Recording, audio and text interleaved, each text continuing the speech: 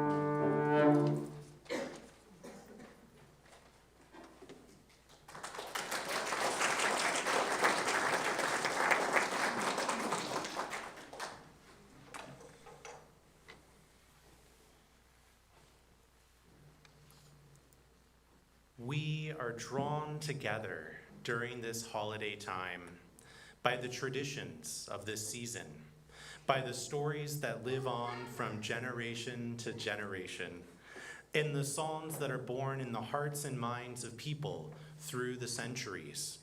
Those humble shepherds who had ears to hear and hearts to receive the message of joy deserve to be remembered to the end of time.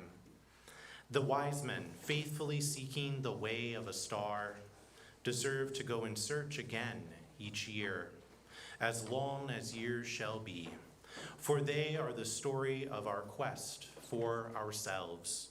So Unitarian Universalist minister Ernest Summersfield reminds us. In that spirit, we invite you to join in the traditional psalms and stories and the untraditional psalms and stories, which are born anew in our hearts and minds each year. Enter into this service with the open ears and hearts of the shepherds, with the minds of the wise who still seek the ways of truth. Look, listen, sing, pray. For the story of Christmas is your story. It is the story of the human heart yearning for glad tidings of great joy, that peace, justice, and love shall prevail for brief moments this day, and perhaps even over the whole wide world.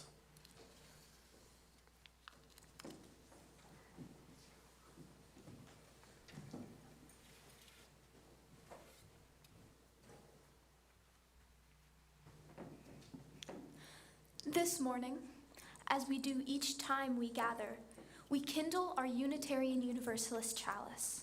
We do so today with words from Mandy McGlynn. Everything is about to change, and it already has. It will be, it was, it is. The dawn you eagerly await to end the long, cold darkness is already full sun far off in the east. Yet even after light's return, spring is months away. 30 long years pass after his birth before the Messiah comes. Stones of justice have been tossed in the lake, but their ripples have not yet arrived, have not resolved into the kingdom already present among us. While we wait, let us seek in darkness of the now and not yet, for treasures God has hidden there, the riches of secret places only found by night.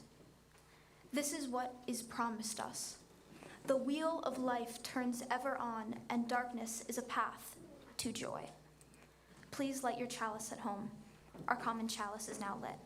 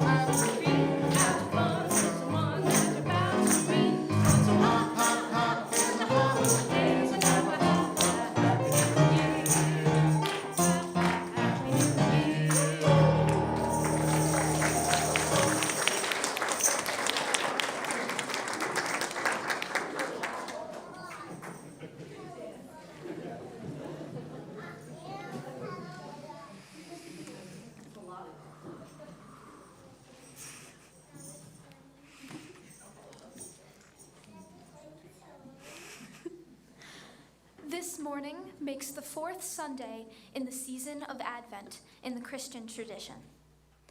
Each week until Christmas, we have been lighting a new candle on the Advent wreath, symbols of hope, peace, joy, and love. As the season reaches its completion, we prepare for new life to dawn. Our hearts soften and our arms open to embrace its brightness. This morning, we light the fourth candle. We light this candle as a reminder that there is no greater power in the world than love. Through this community, we can become a blessing to one another. Our love is magnified and lives are changed. We can hardly wait any longer for the wonder of love to be revealed. May we risk enough to become vulnerable and welcome holy tenderness.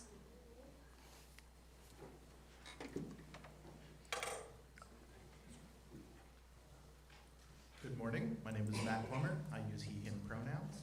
Now please rise, embody your spirit, and join us in singing number 1061 in the Teal hymnal, For So the Children Come.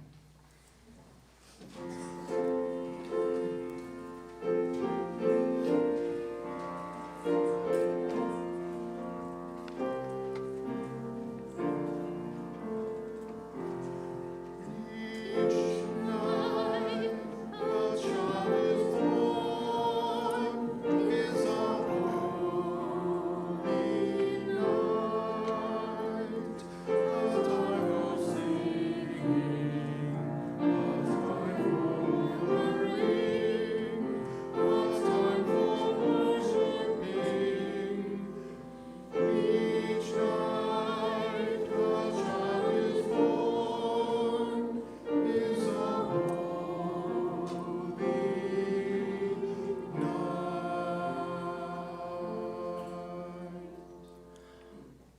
For so the children come, and so they have been coming, always the same way they come, born of the seed of a man and a woman.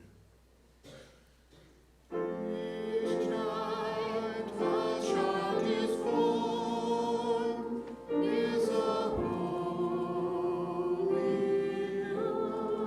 night, a time for singing, a time for wandering, a time for worshiping.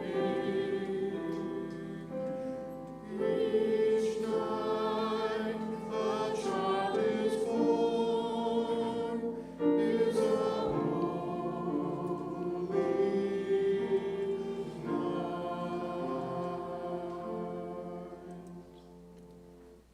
No angels herald their beginnings, no prophets predict their future courses, no wise men see a star to show where to find the babe that will save humankind.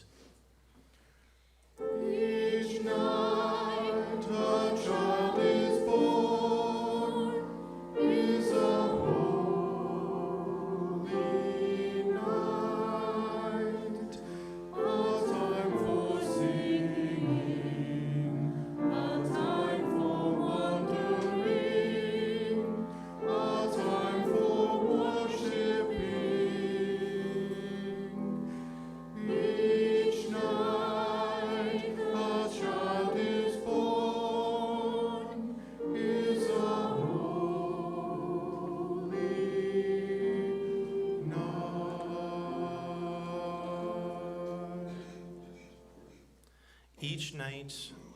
Yet each night a child is born is a holy night. Fathers, mothers, parents, sitting beside their children's cribs, feel the glory in the new sight of new life beginning. They ask, where and how will this new life end, or will it ever end? Each night a child is born, is a holy night, a time for singing, a time for wandering, a time for worshiping. Each night a child is born, is a holy night.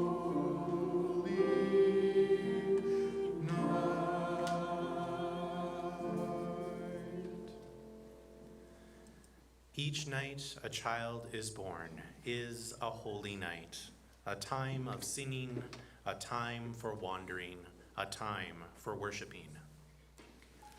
Each night a child is born, is a holy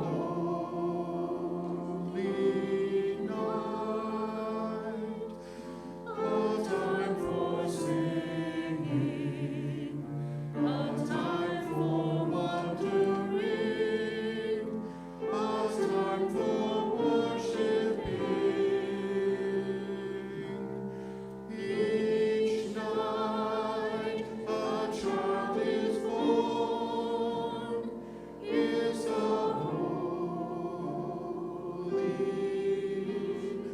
night.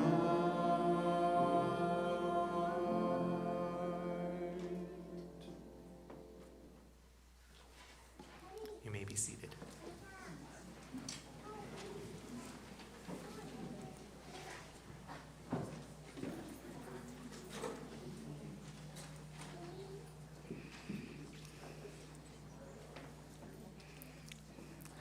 The offering in liberal religion is a vital part of our history of faith. As a covenanted community, people who freely choose to be here, our voluntary giving is symbolic of that freedom of choice. Each week at Bucksmont, we share our offering with a different cause or organization in the community. For the month of December, we are sharing with Rolling Harvest. Rolling Harvest collects fresh vegetables from local farmers and distributes to the less fortunate through local free food pantries. We ask that you participate in our morning offering in one of these ways. You can write a check to Bucksmont and mail it into the fellowship. You may donate online now or at the end of our worship service. Or you may place your donation into one of the baskets as they are being passed. We will now receive the morning offering.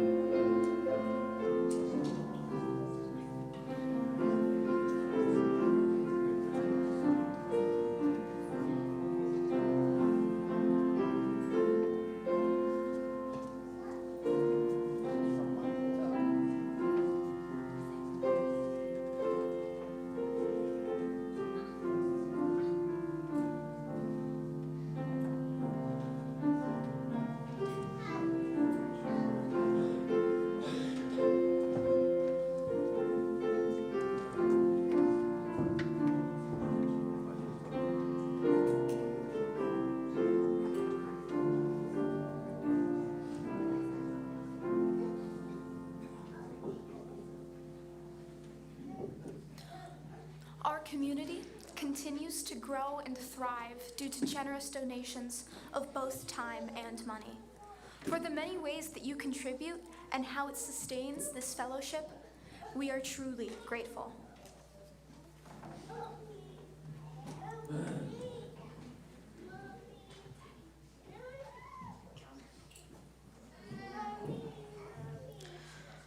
Okay, so we're gonna get started with the pageant now. So listen for your parts, everyone, okay? So today, in churches, in homes, across the internet, and in places all over the world, a story of a baby's birth is shared. It is the story of Jesus' birth, as told by the Gospels Luke and Matthew from the Christian scripture, the Nativity story. Your participation today, as we share the story, brings the familiar tale to life and invites us all to be a part of it. Some of you came a little early today and were given parts to play in the story. We have some stars, some animals for the barn, some shepherds and sheep, and some angels. However, as we know, animals and angels often act in unexpected ways. So if you weren't expecting to have to arrive early today to have a part, or if the unexpected happened and you weren't able to get here early, even if you had meant to, raise your hand and somebody from the Nativity Fairies can help get you a costume. Any takers? No? Okay. Feel free to participate from your seats, but it would be spectacular to have everyone join us up front. Ooh, when your part is called. For those of you who know what's going to happen, for all of you who don't know what's going to happen, most of the roles are non-speaking, so you just have to gather here when I call you. And you can participate via Zoom if you have something to use as a costume from home, or simply by acting your part. As we tell the story, listen carefully to the directions for about what to do. So let's practice now all together. Everyone, act amazed. All right, now scared. And make haste. That means move quickly. All right, good job. Let's begin. Our story is an ancient one. That means very, very old. Yet we ask you to listen and to watch as if you are hearing and seeing this story for the first time, before myth was mistaken for history. Hear the quiet story of a peaceful birth. It is the story of a humble carpenter and his gentle wife, the story of shepherds in starlit fields and animals in a stable. This is the story of the natural longing for peace. Imagine you are seeing this for the first time, a story that questions the assumptions that power residing in weapons and armies and magic swords and sacks of gold. Prepare your heart to understand the message this story shares of the strong, transforming power of love. In the words of UU minister Kendall Gibbons, Christmas proclaims its ancient, enduring summons of peace on earth, goodwill to all people everywhere. You can't stop a day like that with a little hardship or greed or injustice. It will show up anyway, shining the light of a midnight star into the darkest places of our collective lives. Do not underestimate the power of the manger and the hope it holds. The Christmas song of the angels is not as innocent as it sounds. It has turned the world upside down before now. It still can. Awesome storytelling over there. Yeah. All right.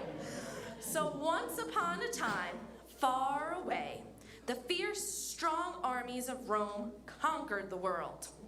The head of the Roman armies was Caesar, Caesar Augustus. Caesar, can you give us all a wave?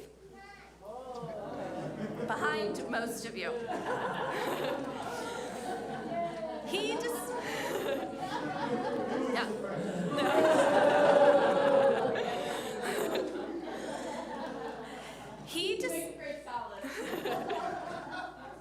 He decided to have all the people in his empire counted and registered. So it was decreed by Caesar. I need more money to fund my armies. Send out the soldiers to all the lands. They must tell the people that no matter where they are now, they must journey back to the town where they were born. Once there, they will sign their name in a big book and pay me a tax. Oh.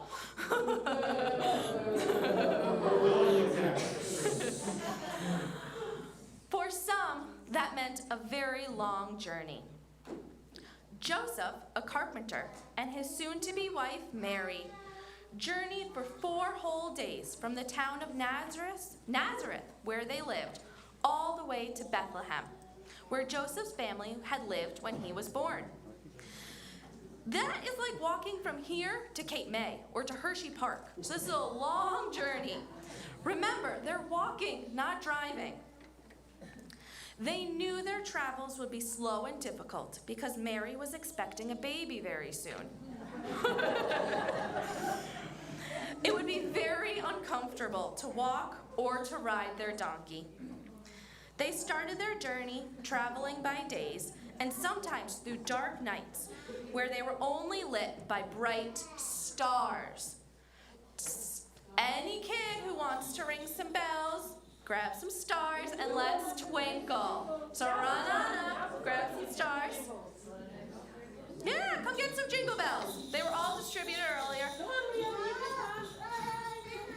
And let's twinkle, welcoming Mary and Joseph. Twinkle, twinkle, twinkle. Yay! All right. Thank you. Please rise. Okay, now I'm gonna twinkle to the rest. Please rise in body or spirit and join us in singing O Little Town of Bethlehem.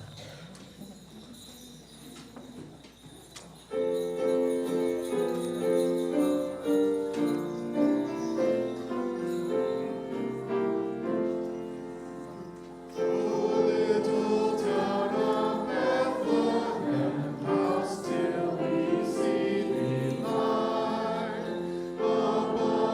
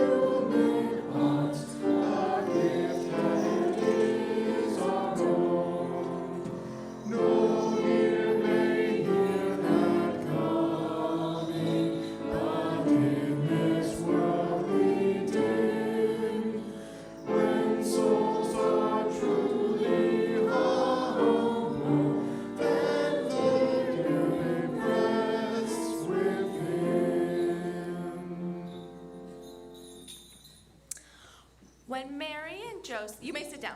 Sorry. When Mary and Joseph arrived in Bethlehem, they were very tired. They arrived at a small inn, but the innkeeper had the following to say. Aw, I'm so sorry. There are no rooms left to be rented. And the whole town realized. Holy dogs. Joseph looked around. It was true. The small inn was bustling, and there was nowhere that Joseph could find for them to stay. Joseph had tried to book an Airbnb, but alas, his phone was dead. At last, the innkeeper said, You can sleep in the stable with the animals, I guess. That should be warm enough. I must warn you though, with all the animals in there, it might stink. By the way, if you have any babies, there's an extra cleaning fee of $99.99. Having no other choice and feeling grateful to the innkeeper, Mary and Joseph agreed. While of course it was not a perfect situation, someone opened their heart to Mary and Joseph and made room for the people who needed to be cared for. But man, oh man, was the innkeeper right. There were some animals. Animals, come on forward. Yeah, and the stars can come join us. Yeah.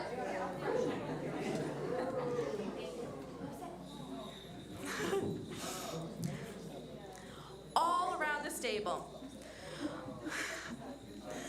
Mary and Joseph settled in for the long night. As they settled, the animals welcomed their presence. Perhaps they knew, even before Mary did, that the time had come for Mary's baby to be born.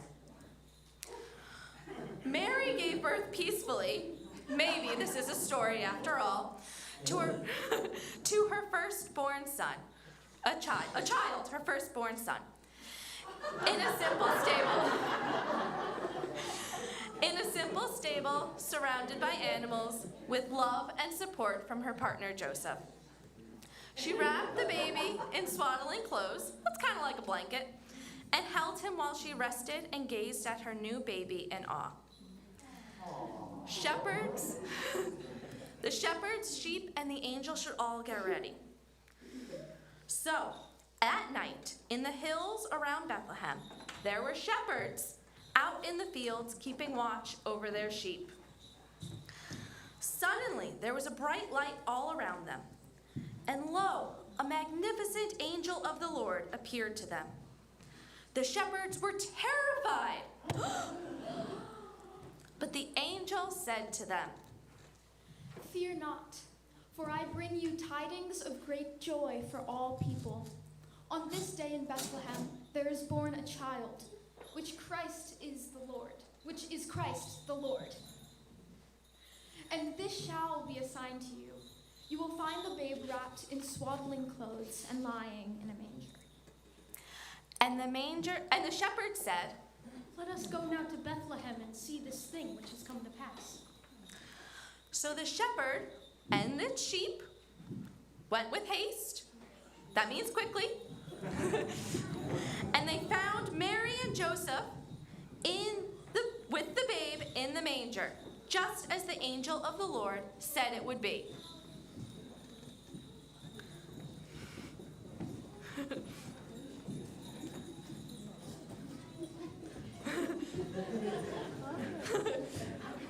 Good job, guys. Keep coming.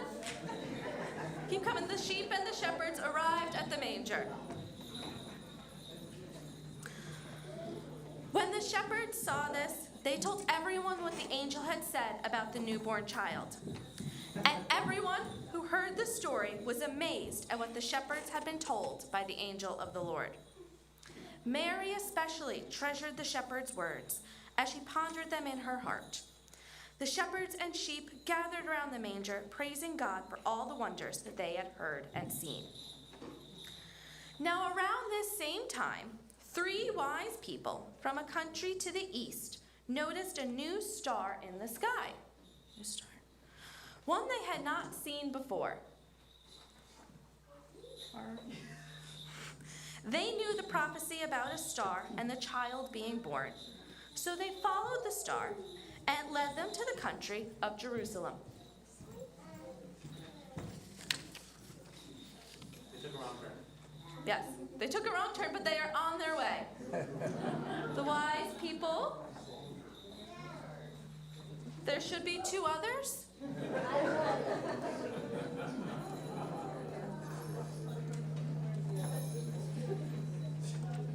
All right, wise person 1.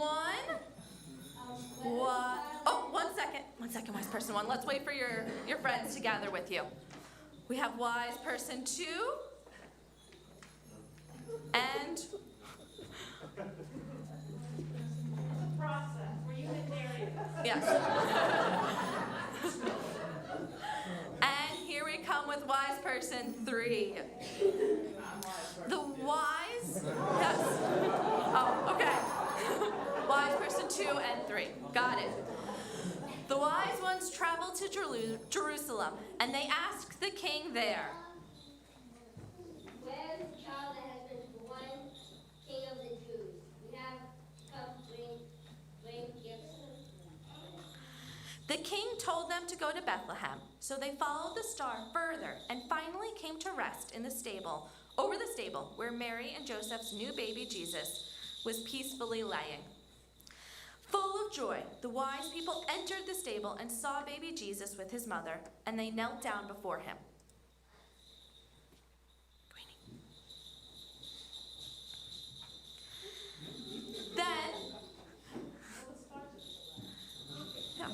They opened their treasure chests and presented to him their gifts. I bring a gift of gold. I'll bring the gift of frankincense. I bring the gift of myrrh. Thank you, wise people. Please rise, embody your spirit, and join us in singing Once in Royal David City.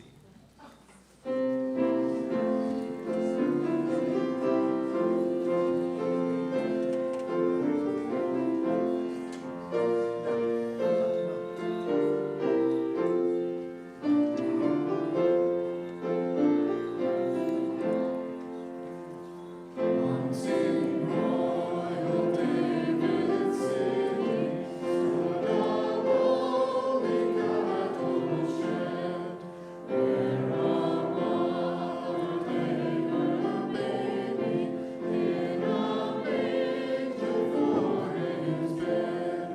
So Mary, when life turns hard, find in love a stay and guard. Shepherds came to see this wonder, and to kneel in holy awe at the lowly stable manger, where the infant lay on straw. So Mary, this happy morn, honored every child that's born. Afar the Magi journey to that stable rude and fair, to pay homage to the infant, offering gifts both rich and rare. So may we our gifts bestow, whether we be high or low. In that happy Christmas spirit, hear the angels from on high, sing their ancient salutations, joys of gifts we cannot buy. So may we, with love that sings, share the truth this season brings.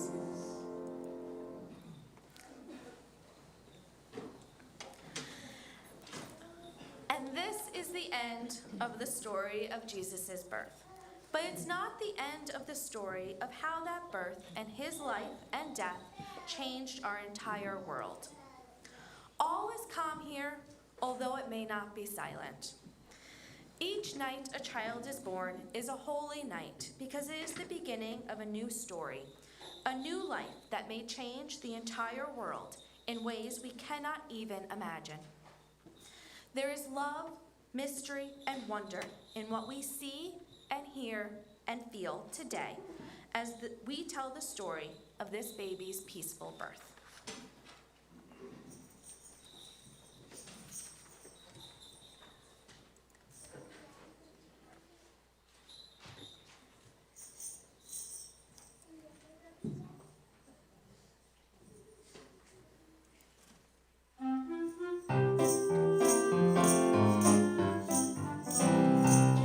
Go where I send thee.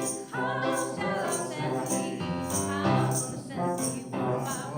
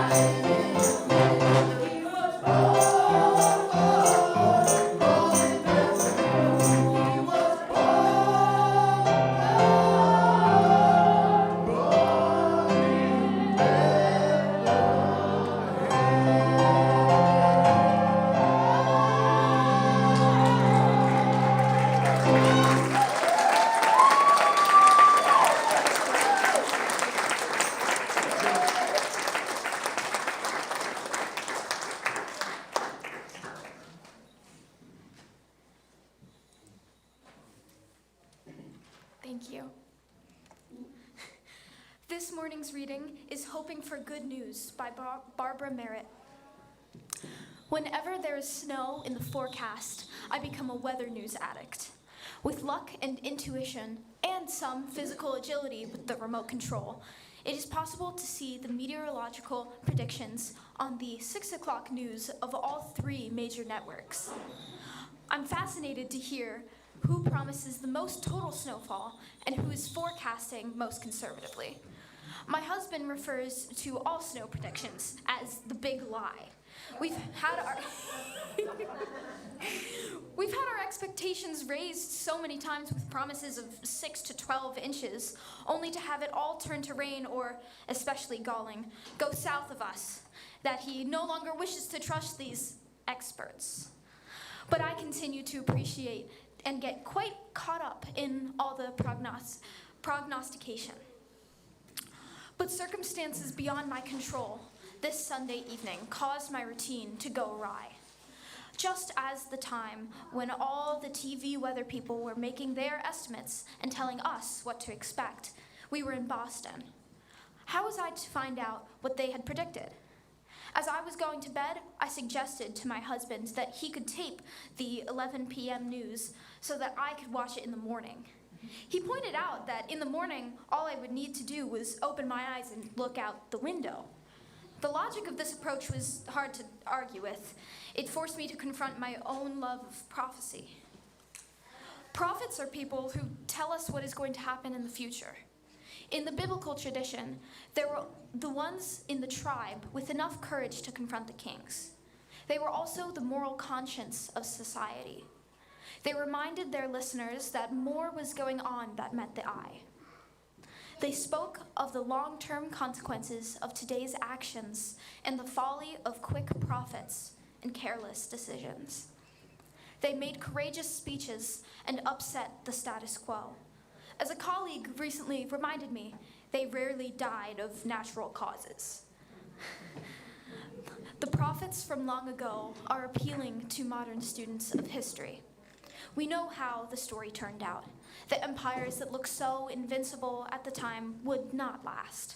The ethics that met the needs of those in power would inevitably lead to the downfall of that particular regime. Now we hear the ancient prophets and know that they were speaking the truth. But back then, the prophets were dismissed as madmen, troublemakers, negative thinkers, and deluded fanatics. Most of us are fascinated by what people tell us about the future. We're hoping that they'll tell us good news. We desperately want to believe that things will go our way. It is not all surprising that there has always been a cooking business for false prophets, individuals who tell us what we want to hear. The best weather forecasters, in my book, are not the most accurate. I like the ones who promise the largest accumulations, but these extravagant meteorologists rarely apologize for missing the amount of actual snowfall by a country mile.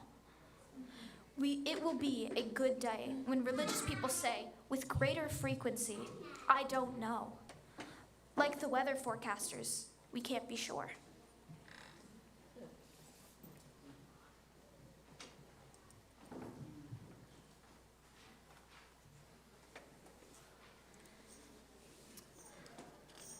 Beyond the piece about prophets, I just want to point out that there used to be 3 networks, 3 stations, and you used to be able to record things onto cassette tapes for those in the audience that do not remember the references in there.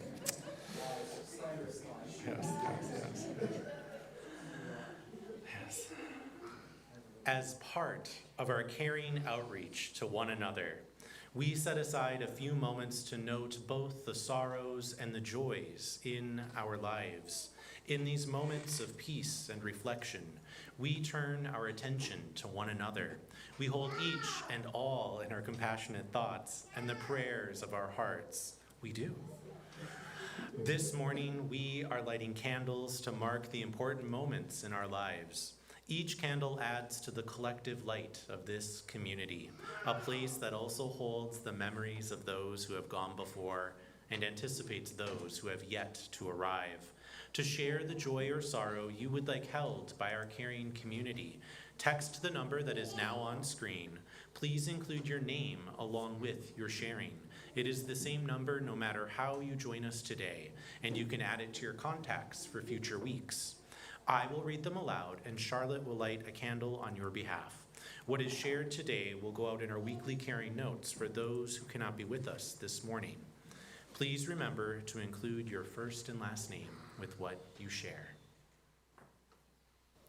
And we will light another final candle for all of the joys and sorrows that remain unspoken and deep within our hearts. With words spoken and candles lit, we honor our joys and our sorrows, those shared this morning and the many, many more that exist beyond words.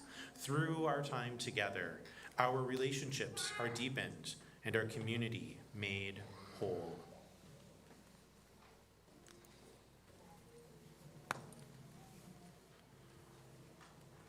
Let us now enter into a time of awareness within ourselves and connection beyond boundaries.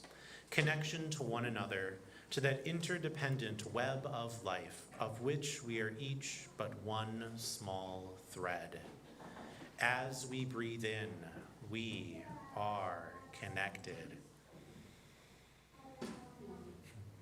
As we breathe out, we are connected. Here we gather to remember, to recall, to reinterpret the message of a holiday and a story that calls to us across millennia, ancient and modern, all at once. Christmas disrupts, Christmas soothes, Christmas brings joy, and Christmas asks us to change. I invite you to listen to three wise ones from our own tradition on what Christmas can mean.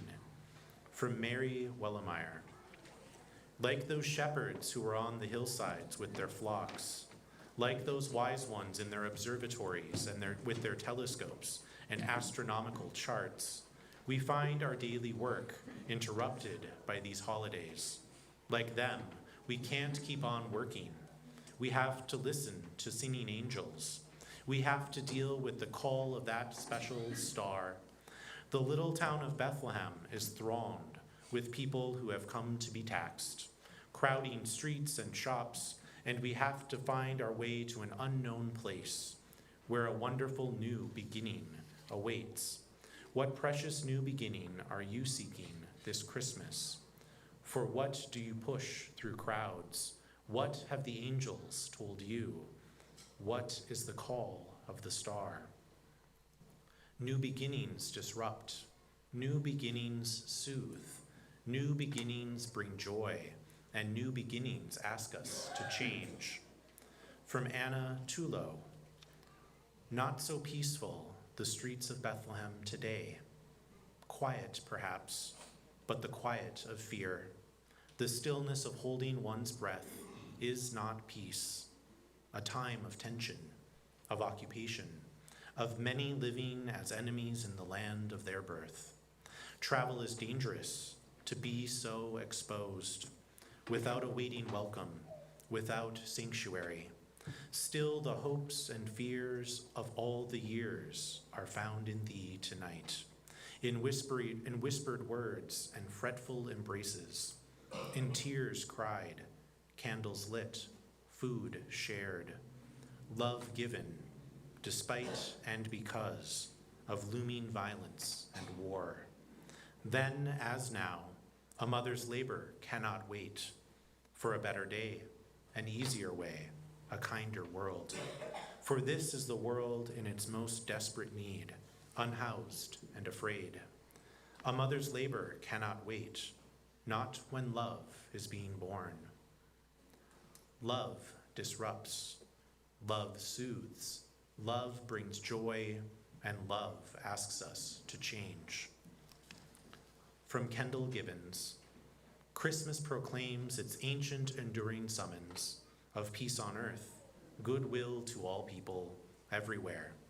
You can't stop a day like that with a little hardship. or greed, or injustice, or war. It will show up anyway, shining the light of a midnight star into the darkest places of our collective lives. Do not underestimate the power of the manger and the hope it holds. The Christmas song of the angels is not as innocent as it sounds. It has turned the whole world upside down before now. It still can. Christmas disrupts. Christmas soothes. Christmas brings joy, and Christmas asks us to change. Here we gather to remember, to recall, to reinterpret the message of a holiday and a story that calls to us across millennia, ancient and modern, all at once. As we breathe in, we are connected. As we breathe out, we are connected. May our minds create a vision of the world, radical enough to be called holy. May our actions contain the promise of hope and the commitment to justice. May our hearts remember that love is a power that resists all forms of fear. By our thoughts, by our actions, by our hearts, and by our very breath, may it be so.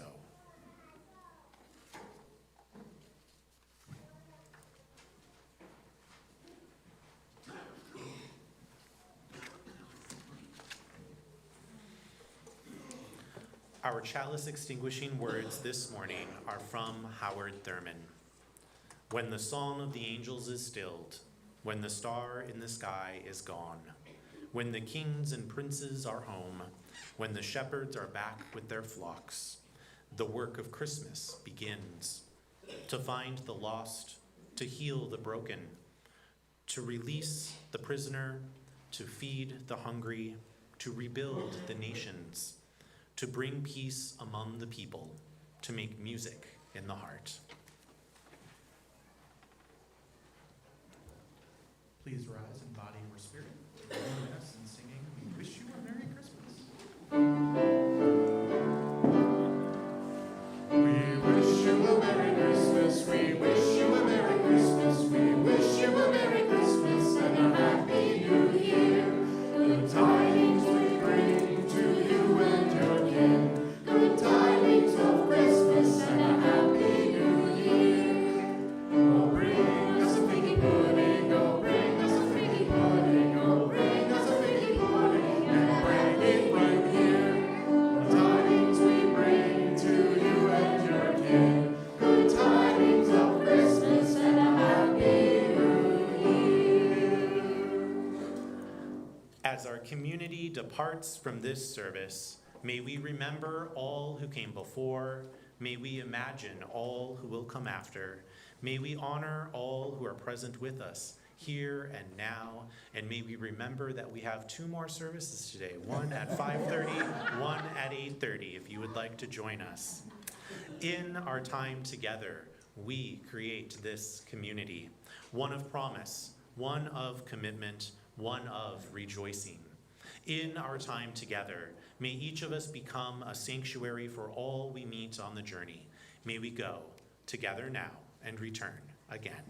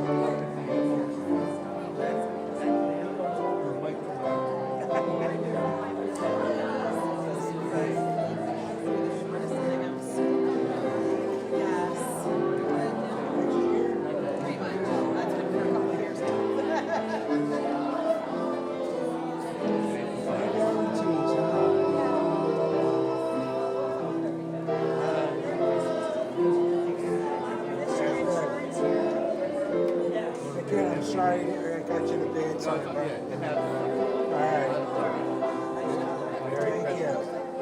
My granddaughter got me this shirt. Great one. Great one. Living me well next year at this time.